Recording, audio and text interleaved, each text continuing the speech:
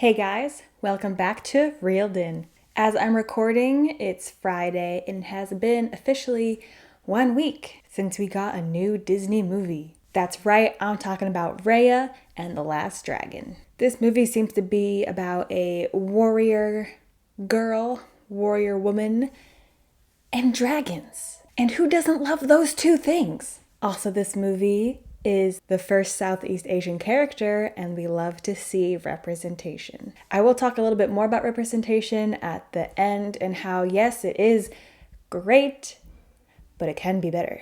And one of the main questions I think everyone is asking is Raya and the Last Dragon worth purchasing with Disney Premiere? And my personal opinion is yes, it is. This was a great movie. And that is saying something because for the last 2 years, Disney has kind of been flopping. It seems that Disney has been focusing on live action remakes, and although some of them are not, bad, they certainly are not, in my personal opinion, the best movies to have ever been released. So I kind of walked into this, or my living room, because I didn't go to theaters to watch this, I watched it on Disney Plus.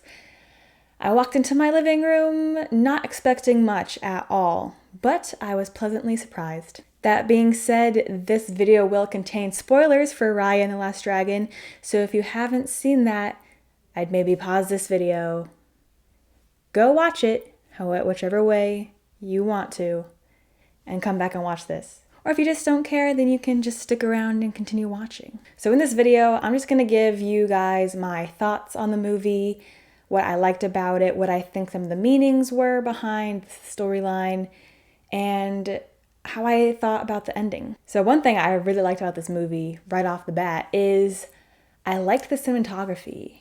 They have a clever use of the river being shaped in like a dragon, specifically like the dragon of Sisu. Well, I guess not exactly her, because all the dragons, they're shaped the exact same way, just different colors and stuff, and designs graphically. But I thought that was cool. It added to the fantasy aspect that this movie is, because it is a fantasy movie based off of Southeast Asian cultures. And it's co-written by Vietnamese-American screenwriter Quy Nguyen and Malaysian screenwriter Adele Lim. And the artistic director as head of story is Thai-American Phan Virasunthorn. And I really hope I pronounced that correctly. I'm very sorry if I didn't. I tried my best. One thing I thought was cool in this movie is that the dragons seem to be water dragons, which in Asian cultures is actually the correct depiction of dragons. Originally, dragons were portrayed as water dragons and had a snake-like appearance, and I believe they gave water to the people. I could be wrong about that. I'm not too sure about that fact, so if I am correct or incorrect and you know the answer, you can let me know down in the comments. I'm very happy to learn about Asian cultures or any cultures, and of course, I don't want to offend anyone. That being said though, dragons have been mixed up with representation of fire for a very long time, that even some or most indigenous Asian people sometimes don't really remember what was the original fire or water. And it's been mixed up for so long that after a while, they kind of just stopped caring. Also, I think it's just, I just gotta say, I see a theme with Disney and Pixar movies, and they're doing really well with portraying modern day problems in their animation movies. Like in this Raya and Last Dragon, people break apart basically over who gets to own what is essentially the most powerful, or what is believed to be the most powerful object in all the land, which is the Dragon Gem. The Dragon Gem is basically, from legend, all of the dragon Sisu's power combined into a physical orb. And it's believed that whoever holds this gem, their land will prosper and they won't suffer from anything, basically. Their lives are just perfect, is the belief. I think also this movie does a good job about talking about stereotypes and assumptions with how the different clans view each other. And another problem I saw personally was what could happen when parents push their own ideals prejudices and beliefs onto their children. Also, something that was refreshing to see is that I think Raya is a great example of a good female character. For the past couple of years, we've had a lot of female characters emerging in media, which is great, but the one thing that all the producers and studios do is they only tell us that this character is supposed to be a great character, and they don't exactly do a very good job at showing that fact. But I think Raya does a great job because honestly, what makes a female character a great female character is that they go through the same things as almost everyone else. Great female characters don't have to be these amazing, super powerful beings. They can be a great female character by going through the motions and making mistakes but ultimately learning from them, which definitely happens in this movie. This movie also shows that Raya is pretty self-independent from a young age. She's obviously someone who's been trained to fight from a young age. We love a warrior princess. And it also shows her ingenuity with solving like the traps leading to the dragon gem, as well as her one toe in the inner circle. A part of me, when I was writing for this video, kind of wanted to compare it to the live action version of Mulan, but I feel like that is a disservice to this movie because there are some similarities, but there are also so many good differences that it just feels like an injustice. But I bring up the ingenuity part because Mulan tried to do that, the live action Mulan tried to do that, and ultimately it fell flat. But this one, her ingenuity carries her throughout the movie. Also, this could just be me reaching, but something I did notice was that in a way, this movie also sort of talks about the concept of like a melting pot. Like I live in America, and the one thing we learn in school, like elementary school, is that America is this big melting pot where everyone lives harmoniously together, which is a lie because we have a lot of problems. But in the beginning of the movie, Raya's dad, Chief Benji, he's making like a soup pot. And what he does is he puts different ingredients from the different lands. And basically the message is that without these ingredients, the soup isn't balanced. It's not flavorful, it's not tasty. You need all these flavors in order for the soup to work. I'll talk a little bit more about this at the end because I think that's when the message really is supposed to come together. But I just thought it was an interesting visual to have. Also in this movie, they say there's a reason why each tribe is named after a part of the dragon, but then they never really explain what the reason is. Unless it's just supposed to be that the separate parts make up the same whole. I just thought of that and I like it, so I'm gonna stick with it. That's the reason. That's why they're named after the different parts of the dragon. Because they're supposed to be this one big nation called Kumandra and live harmoniously and peacefully together. So now we're getting into, I guess, the conflict of the story. And I find it kind of odd that Chief Benji, who is the guardian of this dragon gem, invites all the other tribes to peacefully share a meal with him, basically. But I'm wondering, how does he, an adult who has, experience, has seen all the things that the tribe does, how is he just so naively optimistic? Just blind trust anywhere, no precautions, no extra guarding of the dragon gem. It's not even like the people would see the extra guarding anyways. You're eating in a far off different place than where the dragon gem is stored. I feel like there is sort of an issue on who is actually at fault for what ends up happening to the dragon gem, which is by fighting over it, it falls and breaks. But I feel like if you just took a little bit more, I understand that you want to trust them, but in my personal opinion, trust happens gradually. So a little bit at a time is good, and you increase it over time. But right off the bat, I don't think that's the best idea. What I do like about this movie, I know some people don't really like it, but I wasn't too upset with it, is that the humor is sort of like a fourth wall break. Because some of the commentary and what the funny moments are sort of things that happen more in modern time and wouldn't exactly be happening in this set of fantasy land. It's not super big things, it's just they talk about like group projects as like a humor like point, and then like fangirling over this mythical dragon is something that I think would be more modern. But again, I'm not really upset about it. I thought it was kind of funny. So I said I wasn't going to try to bring up the live action Mulan and comparisons, but I am. Because in the live action, I was talking about how I thought Mulan and the evil witch falcon character were supposed to be mirror opposites of each other, and how I could see that was what they were trying to do, but they didn't. If you want to watch that complete video, you can click up here. But for now, we're sticking with Raya. I think Raya and Namaari are very good examples of mirror opposites, or what are supposed to be mirror opposites. Both were trained from a young age to be a skilled warrior.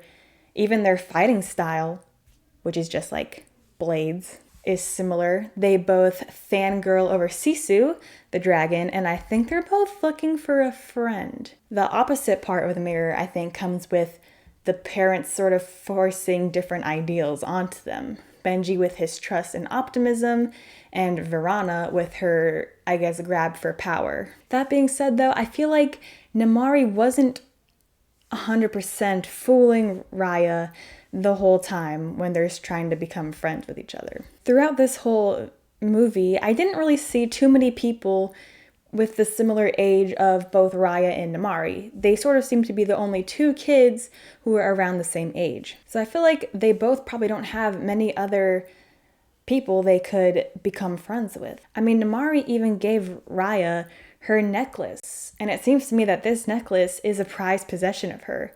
Like, you don't just give that to anybody, especially if your intent is to fool them.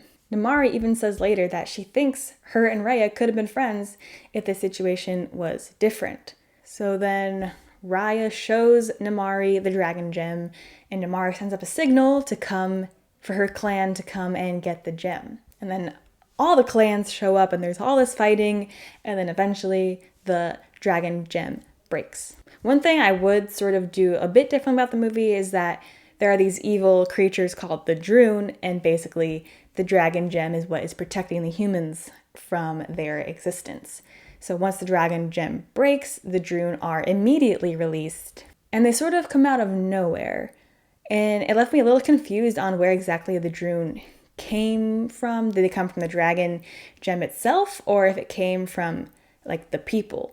It's explained later on in the movie that the Droon come from people's malice. So if the combined malice in the room is what caused the Droon to appear, I feel like visually it should have maybe come from like over the people's heads, or even spring up like among the people. Also, another thing I thought was kind of cool but could have used a bit more explanation was whenever the Droon pass through the people, a blue light is sort of pulled from their bodies. And it's not really explained, but like I think it might be the people's souls leaving their bodies, but that's not confirmed. Also, another thing that's never explained is when the Droon do pass through the people, it turns them to stone, and all of them take the same position whenever they're in stone, and it's this basically. And I just like, they're all the same position, and I thought maybe later on in the movie it explained like if that position had any significance or anything. It seemed like it did because it's shown a lot, but they never explained that. So yeah, I maybe would have liked a little bit more explanation on that. Also, typical Disney with destroying the parents and leaving the children orphaned. Something that I do like about Raya is that she's not the typical Disney princess. Most Disney princesses are bubbly and optimistic and kind, but Raya, even as a child, was a little pessimistic, and after the events with the dragon gem, is very untrustworthy of the people around her. I also like that she isn't trying to save the world purely for saving the world, like how most heroes and heroines are.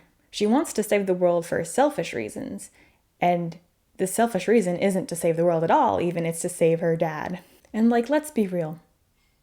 That is much more believable than the usual person coming across a problem and being like, oh, I'll save it. I'll save the whole world then, just by doing so. And, so I do like this about Raya, and I'm glad that they put it in here. I'm also glad this movie isn't a musical, which in looking back at it, I'm actually surprised about, because most Disney princess movies are musicals. For some reason, I always forget that Disney princess movies are musicals, because I remember when I first saw the first Frozen movie, I was sitting in theaters and I was wondering why everyone was just like breaking out into song. And then I remembered, oh, right, this is a Disney princess movie. People sing. But they didn't do that, which I liked. But I think they made up for it with the background soundtrack because that's really good. You guys should check it out. So between this opening scene and the rest of the movie, there is a 6-year time jump. And once the time jump hits, the movie is, I think, very fast paced. It's almost like a video game. Like, I was not expecting Raya to find Sisu the dragon like within the first 5 minutes of the time jump. But the video game aspect sort of comes from like when Raya visits each tribe sort of to complete a mission within that tribe, and basically she picks up like new friends and companions along the way. Which honestly, I didn't really mind that aspect of it. I enjoy playing video games, so it was fun to watch, and I do like fast-paced movies. So that wasn't really a critique for me. I know for some people it was. I do wish though that we sort of slowed down a little bit when we reached each tribe. I wanted to see a little bit more like about the tribes and learning more about them. Like in the Tail tribe, I think we had a decent amount of time, especially since the Droon basically has wiped out that whole population due to the landscape being a desert, and the only thing that can stop a Droon is water. I think it would have been nice to learn more about each tribe and sort of to break the stereotype that is established at the beginning of the movie. In the beginning of the movie, we see Raya explaining to her dad a very typical stereotype of each of the different tribes. They do have a character from each tribe join Raya's mission, and I understand that like they're supposed to be the break in the stereotype, but I think could have been executed a little bit better. I was under the impression that Raya disliked all the other clans, but she never really outwardly showed it, except for in Namari's case. Speaking of the other tribes, the main question that I think is asked during this movie is, whose fault is it really that the dragon gem broke? And I think the answer is that it's everyone's fault. Benji for blindly trusting, and by extension, the same reason for Raya for even showing Namari where the gem is located in the first place. And then the tribe of Fang for wanting the power for themselves, and then the rest of the tribe for being seduced by the power. And I'll talk about this towards the end when I start talking about the consequences. So a character that was a little confusing for me was Namari, because it's obvious that she really cares for the dragons and feels some sort of way about their disappearance. So like, girl, why are you not helping Raya? Like, I know you don't know what she's up to, but like out of respect for the dragons, I think you'd want to help Raya put things like back together again. So like that was like Namari had a lot of like back and forth moments. Like you can tell she's not supposed to be like this evil character, but then her actions prove her to be like the antagonist. So maybe if they had just straightened out that bit a little bit, you know, it could have been better. Again, not a major critique. I liked almost all the characters that were in the movie. I'd never had a big critique about any of them. Like all the characters, I personally don't believe they're one-dimensional. You know, some of the side characters could, of course, use a bit more work. I know that when you have franchises with many characters, sometimes certain side characters can get lost when you're trying to build up and focus on maybe the couple main characters. But honestly, I've seen worse. So again, not a big critique, just something I think could have been improved on. What I do think is interesting in this movie, though, is the concept of trust. Raya states that the world is broken and no one trusts each other, leading Sisu to follow up and say that maybe the reason why the world is broken is because no one trusts each other. And in a way, Sisu's point is proven, since Raya's lack of trust ends up making her own situation worse and puts her companions in danger. It also, I think, raises the question of where does Raya's lack of trust come from? And I think it's from her own guilt. And not only has Raya lost the trust in people, but I think also in herself. And we all know, if you can't trust yourself, nothing's ever going to improve. It's obvious in this movie that Raya still has a lot to learn, but we like that she has room to grow. It's good that she makes mistakes and eventually learns from them when she's made the ultimate mistake. Because in real life, most people do mess up multiple times. And unless something drastic happens to them, they're not really going to learn from it. They only learn once they've hit their lowest point. Also, the most unbelievable thing in this whole movie is that there is only one warrior left in the Spine clan. Like, how? one. So earlier I touched on Namari's back and forth as like a character, and this is like when she finally saw Sisu, I feel like that should have been a turning point for her character. But she remains pretty consistent. And also, what I don't understand is that when Namari goes to tell her mother, Verana, that she saw the dragon, her mom like already knows. Even though the mother herself didn't see the dragon, she already knows that it exists, which I thought was a little weird. And also, like, if there's a dragon, like that's the answer to everybody's problem. So why does no one just like immediately help? Like I just like this whole like all throughout the land, like this legend of the dragon helping and leading to a harmonious lifestyle with the people is like the common belief throughout the whole land that is supposed to be Kumadra. So like you see this dragon, Raya has all the gem parts except for yours. Like, why are you not helping? So now we get to Raya's big mistake. Her lack of trust leads to the killing of Sisu, the dragon. And then immediately following that, her and Namari start to fight. And like I feel like I know she's fighting Namari because she blames Namari for everything that's happened, but I don't really get why they're fighting. Like at this point in the movie, the world is literally collapsing around you. Everyone's being turned to stone. Like you are in mortal danger. Now is not the time. Like it looked cool, but like I just don't really get why that scene was in there. And like it's a mistake that a lot of movies and books even make. A fighting scene should not just be thrown in there because you want a fighting scene and because it looks cool. People usually hear a lot that like every scene has to mean something. Like it's true and it's not true. But what it is true is fighting scenes. There has to be a purpose for the fighting scene, or the fighting scene has to reveal something about the situation or your character. Which like I guess in the end it kind of does, but like Raya is led to realize that like her own mistakes is equally as important as everyone else's mistakes through dialogue that Namari basically tells that to her. So like you could have done it without the fighting, in my personal opinion.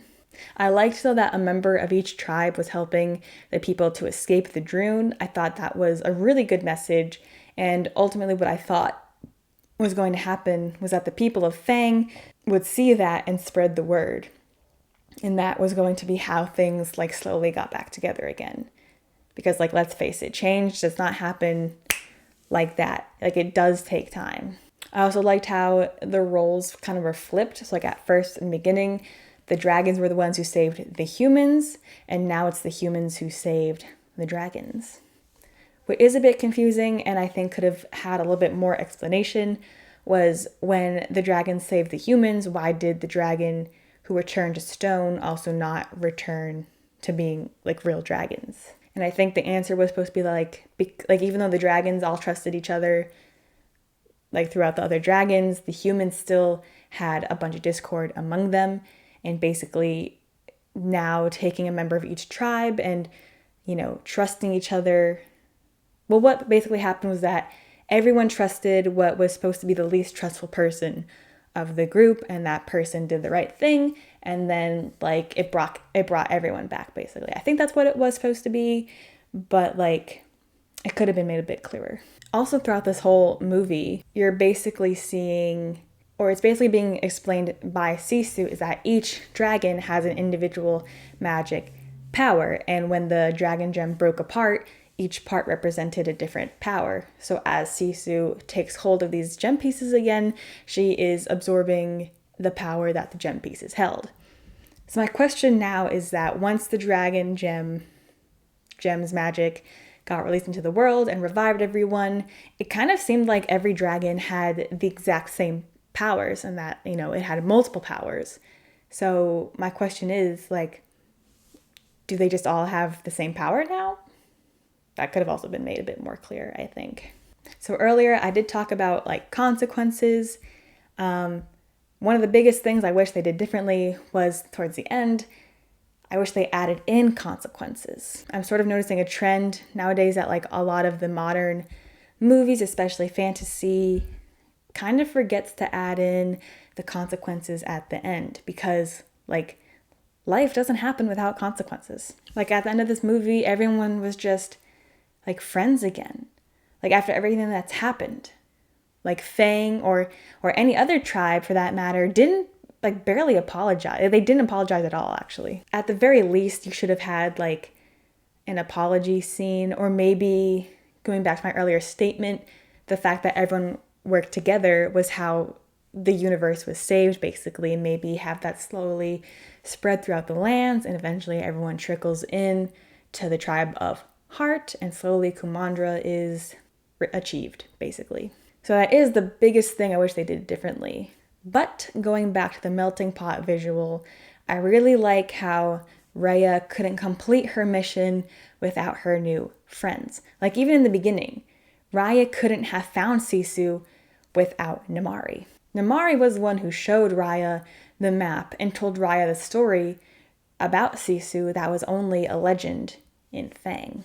I would have liked to see a bit more of the other characters doing something specific to help Raya, especially if that something specific was a break in the stereotype that was originally formed about these tribes. But like, it's not a super big thing for me.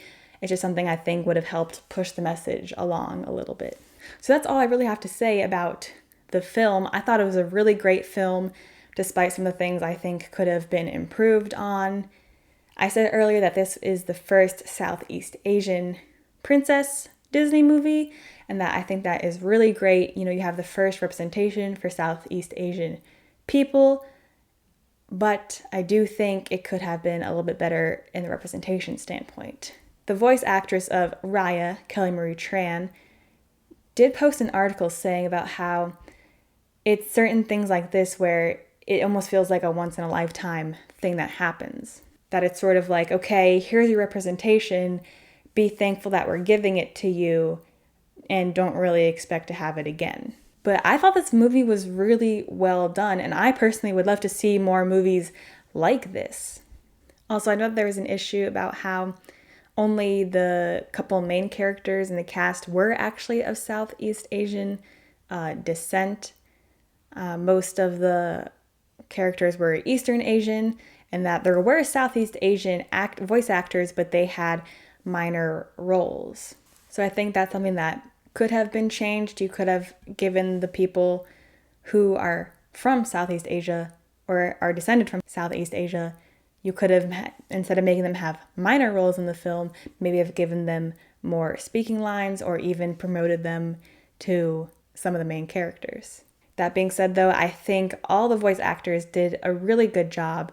It was great that they had people from the specific Southeast Asian descents as heads of the film, whether it be like writing or like head of story. I think that's really important, especially if you want to capture, I guess, the essence of the culture you're trying to represent. Also, another reason why Mulan fell flat, because most of the writers were white. Also, Kelly Marie Tran did such a good job, and we are a Kelly stan, and they treated her like poop in the Star Wars franchise. And Kelly, you deserve better, and I'm so happy for you that you are moving up in the world. You deserve the universe. Love ya. Awkwafina was amazing and hilarious. She did such a good job. I'm also proud of her. Everyone did good. Like, it was really good. So I'm hoping this movie does break barriers and it paves the way for future movies with different cultures being represented. We here love representation.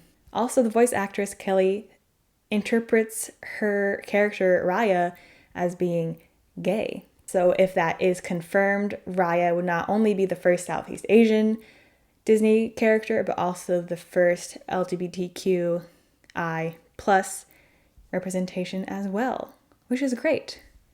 Not gonna lie though, I was picking up some vibes between Raya and Namari, and the whole time throughout the movie, I felt like I was that one meme. You know, the one that's like, now kiss!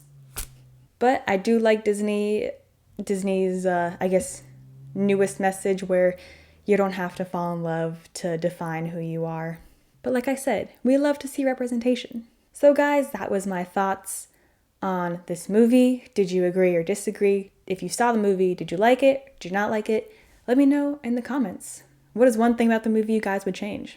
Is there another meaning or message you thought you saw in the movie and that I didn't talk about? If so, let me know. Also, if you are Southeast Asian or come from a Southeast Asian background, I would also love to hear your thoughts on what you personally thought about this movie. Whether you thought the representation was accurate or if there could have been even more representation, and if you guys want to see more movies like it. But thank you guys for watching my video. You can press this like button and you can subscribe if you want more future movie reviews. But until then, I will see you guys next time.